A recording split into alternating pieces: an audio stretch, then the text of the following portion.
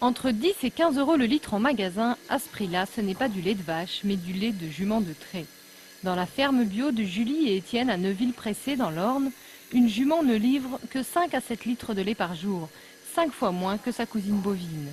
Et attention, pas dans n'importe quelle condition, elle ne donne son lait qu'en présence de son poulain et dans un climat apaisant. Alors chacun apprend à ne pas contrarier ces dames à l'heure de la traite.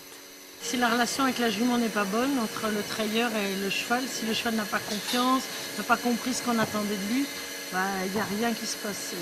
Parce que naturellement, une jument, elle fait du lait pour son petit. Elles ont leurs petites habitudes. Et dès qu'on les change, dès qu'on les bouleverse un petit peu, la première sanction, c'est la traite suivante, on appelle. Un lait reconnu pour ses qualités proches de celles du lait maternel. Sa composition ne permet pas de le transformer en fromage, mais il est convoité pour sa digestion facile et son goût noiseté, et surtout ses vertus thérapeutiques. Aujourd'hui, après 2 ans d'exploitation, Étienne et Julie embauchent 3 salariés et vendent leur lait pasteurisé à la ferme dans plus de 180 magasins. Un lait recherché mais très fragile. Le lait de jument donc est un produit très instable, et ce qui fait que donc dans l'heure, s'il n'est pas traité, il s'oxyde et il devient inconsommable. Avantage en revanche, il ne faut traire les juments que 5 jours sur 7, ce qui permet de se reposer le week-end. Enfin, sauf s'il y a un poulinage.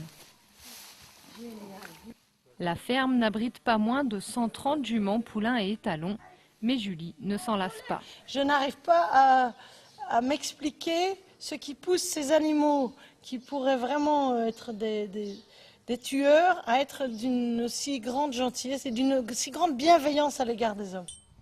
Voilà. Le prix lui reste moins abordable que les juments.